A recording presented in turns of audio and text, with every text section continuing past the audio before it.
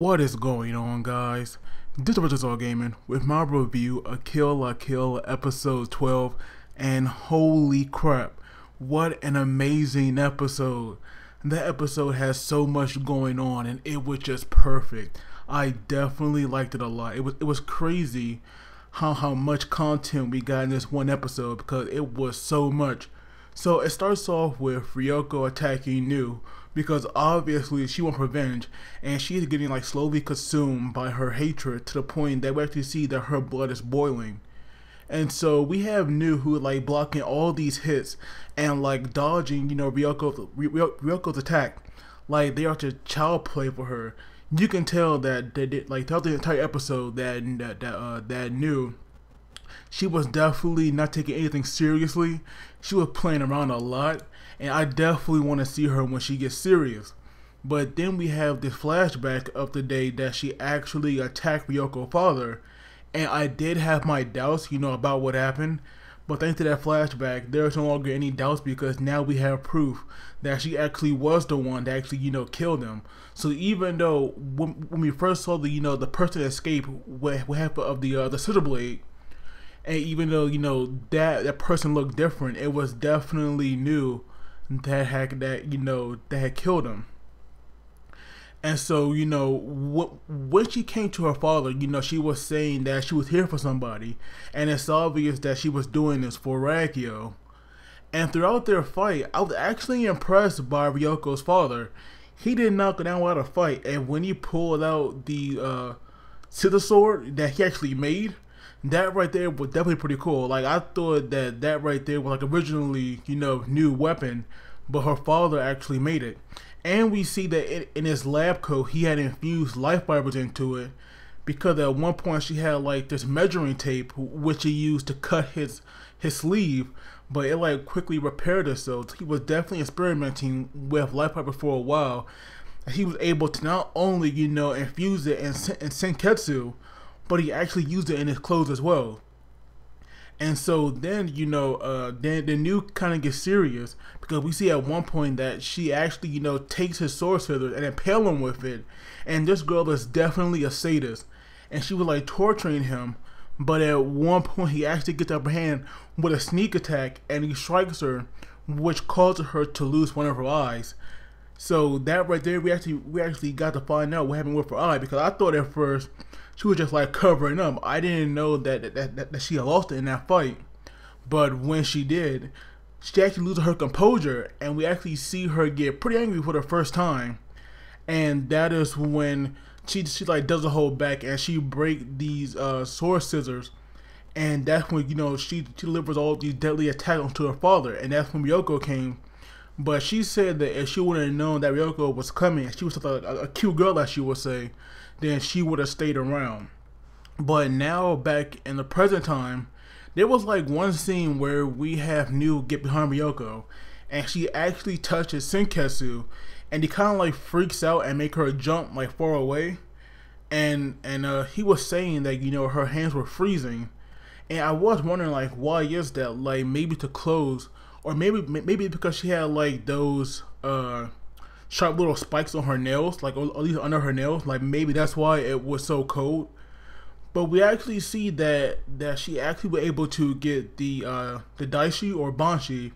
I forgot what it was called in the last episode, but in this one they were calling like the Nexus trait, I think it was. And she actually pulled that out, and we saw when she had did it to Sanagayama, it had destroy his own uniform, but Ryuko actually has like more than one. So that is why, even though you might have thought that it was going to come apart, it actually didn't, because it has more than like one thread. And I'm thinking that it has so many threads because we have seen her absorb that one final thread in life fiber, and I'm pretty sure that right there is the thread that that she pulls out from people. So maybe like all the ones that Ryuko has absorbed to her uniform, that right there would be how many that Nu would have to pull out if she really wants to get rid of senketsu.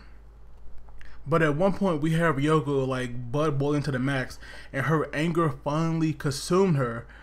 And this is where my theory in the last episode, actually came through, because we saw that Senketsu actually went berserk, and and he actually consumed Ryuko, and they became like this like weird looking creature, because she definitely was a human. When she was looking like that, it was definitely weird, because we see that like her sword, her scissor blade, it like fused to her arm.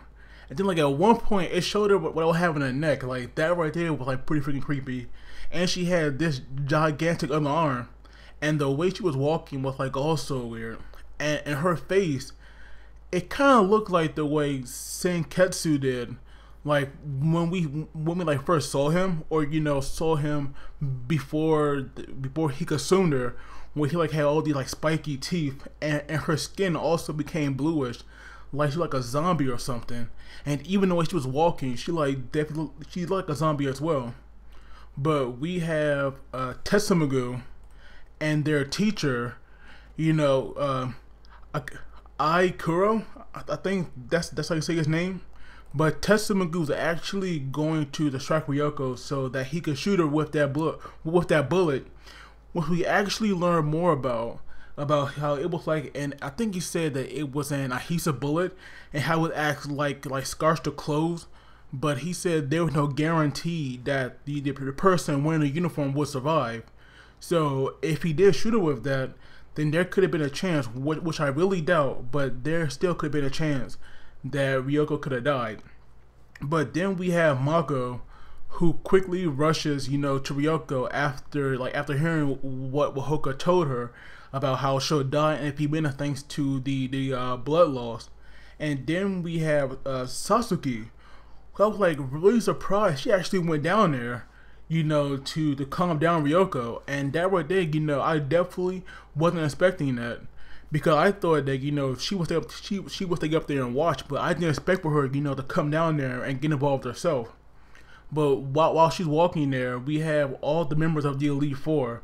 They're now wearing clothes again, because when Sanagayama actually came, he wasn't wearing anything. But once they joined Sasuke, he was actually wearing like a sweatsuit. And I believe it was only Ira that like still only had a towel like around him. And so they were going to help her, but they actually didn't, because I believe that she told them to stay back or something, like she didn't need them. And I believe that they could help her much anyway, because none of them have to have their uniform. So I don't know how much help that they would have been against a berserking Ryuko. And even though she was going crazy, Nu was actually still dodging and basically still toying with her. And so I do want to see her, like get more serious in the battle, like she did after she had lost her eye. But I'm not sure what kind of opponent will that be, because I definitely think that her and Ryuko, will cross paths again and fight.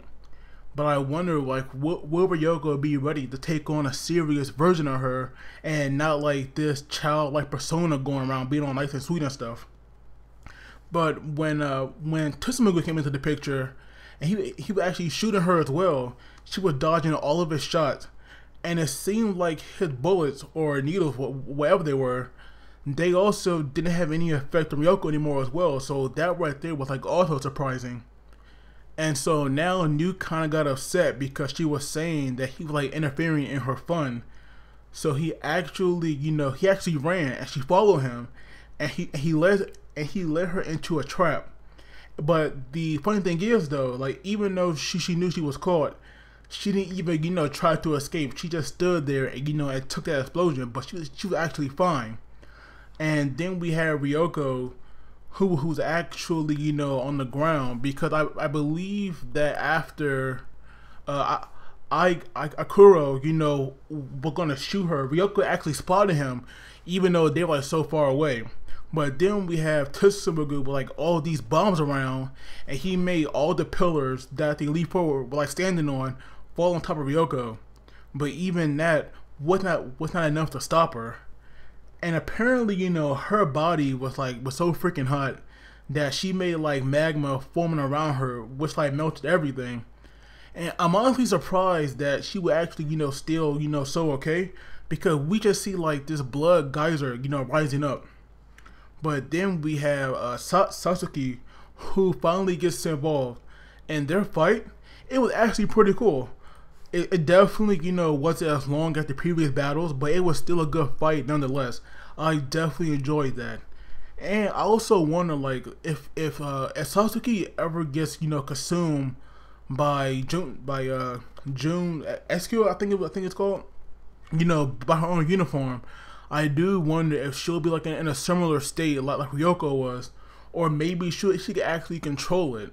Because Sasuke definitely does not seem like that character that would be consumed. But if it happened, I would say that she would get control and, master whatever form, it would come out to fairly quickly. But we have Mako, who is definitely, the main, character here in this episode, because she definitely shined. Because after she had ran off thanks to Hoko warning, she actually came across her father, who was like some back alley doctor. And so now they were like they were going to where Ryuko was, because of course Mako wants to save her. And when they actually, or whenever Mako does get there, there was just like this gigantic clash between Ryuko and Sasuke, and they like made like this galaxy, because that right there is basically what it looked like. But we have Mako swimming right through it, because Sasuke was like going in for the kill, but luckily Mako got there first. And Ryuko was like so hot that she was actually burning Mako. That is how hot her body was. And so she was like basically, getting through to her. And even though they were having like such a touching moment, it definitely led to like a lot of comedy, because then we have her basically, slapping Mako around. But all that slapping, or I believe it was like multiple slaps, because we see like the same scene, but from like different angles, repeatedly for a little while. So I do think that it was like multiple slaps and not just one. But after all of Mako slaps, Ryuko does go back to normal. So and like I was saying, their moment, it was definitely touching. But that comedy, from the slaps, I will say that it was probably, it was probably a good thing, to get that, because after such, after all this action, that a touch of scene like that, some comedy is definitely, not a bad thing to throw in there. So I definitely I actually like that a lot. But Ryuko is definitely, in no condition to fight, and so she passes out. And Sasuke actually warns New about how she can't step foot in their school again. But there's no way that New is gonna follow that, and we even see that she said that she wasn't gonna follow that. So we are gonna see more of her, and I'm hoping that Ryuko will definitely kick her butt next time and not be consumed by revenge. But I'm pretty sure that won't happen, now that she had calmed down. But like I was saying, this episode, it was freaking amazing. I will definitely give this I'll give the episode like a great plus, because to me, that right there is how good it was. But as always, guys, please don't forget to like the video and subscribe, because that really helps me out. But as always, you guys take it easy, and I'll see you all next time.